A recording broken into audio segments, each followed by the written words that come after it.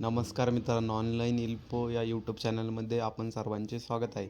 तर आज आपण लाडकी बहीण KYC कशी करायची याबद्दल सविस्तर माहिती जाणून घेणार आहोत. तर मित्रांनो, लाडकी बहीण योजनाची KYC आता पुन्हा झालेली आहे. तर आता आपण बघूया. तर सर्वात प्रथम आपल्याला क्रोम ब्राउझर ओपन करायचं आहे आणि इथे सर्च मारायचं आहे माझी लाडकी बहीण योजना.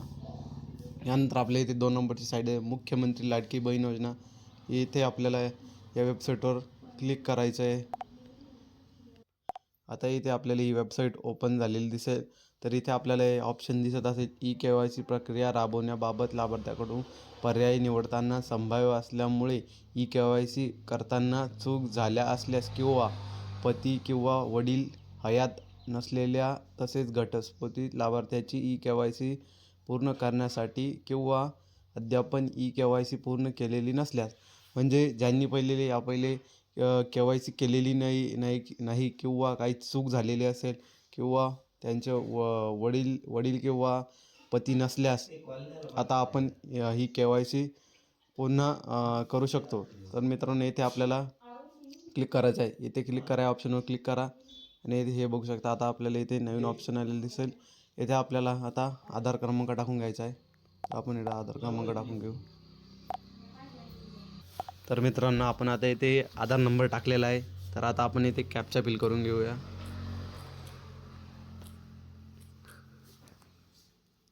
आणि इथं मी सहमत आहे ऑप्शनवर क्लिक करून OTP पाठवा ऑप्शन क्लिक करायचं आहे.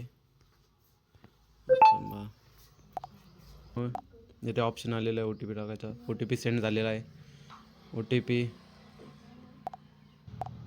तर आता आपण इथे OTP टाकून घेतलेला आहे. आता सबमिट या बटनावर क्लिक करू. आता हे सबमिट होत आहे. आता इथे आपल्याला इथे ऑप्शन दिलेले असेल. आता इथे आपल्याला विवाहित व अविवाहित सिलेक्ट करायचं. तर आता आपण इथे विवाहित सिलेक्ट करून घेऊया. अनुक्रमांक 2 पती हयात पती निधन.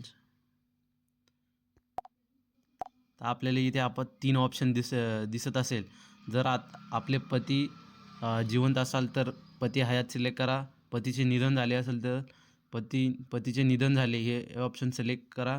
घटस्फोट झाले असेल तर घटस्फोट हे ऑप्शन सिलेक्ट करा. तर आपण इथं पती हयात हे ऑप्शन सिलेक्ट करू. यानंतर आता आपल्याला इथे पतीचा आधार क्रमांक टाकून घ्यायचा आहे.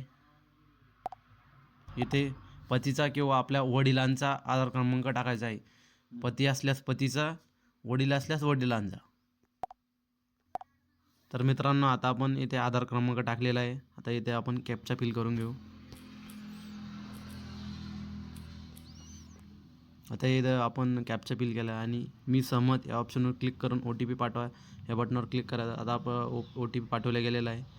OTP चेक करून घेऊ. तर मित्रांनो, OTP आलेला आहे. OTP टाकून घेऊ. हे सबमिट बटनावर क्लिक करू. OTP आता इथे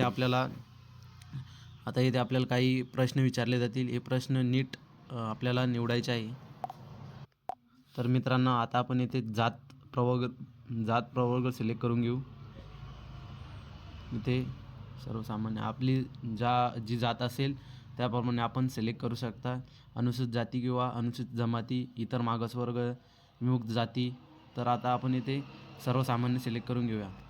हे सर्वसामान्य आणि इथे आता आपल्याला ऑप्शन दिसेल माझ्या कुटुंबातील सदस्य नियमित कर्मचारी म्हणून सरकारी विभाग, उपक्रम, मंडळ, भारत सरकार किंवा राज्य सरकार स्थानिक संस्थेत कार्यरत.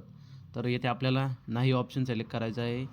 आणि त्याच्यानंतर 2 नंबरचा प्रश्न माझ्या कुटुंबातील सदस्य नियमित कायम कर्मचारी म्हणून सरकारी विभाग, उपक्रम, मंडळ, भारत सरकार किंवा राज्य सरकार स्थानिक संस्थेमधून सेवानिवृत्ती वेतन घेत. तर आपल्याला ते पण नाही करायचं आहे. आणि उपरोक्त ही सर्व माहिती खरी आहे असं आपल्याला इथे माहिती देणं आहे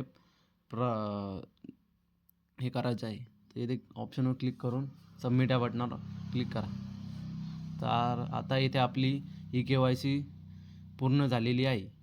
तर मित्रांनो, अशाच नवनवीन व्हिडिओ बघण्यासाठी ऑनलाईन इन्फो या यूट्यूब चॅनलला फॉलो करा आणि सबस्क्राईब करा.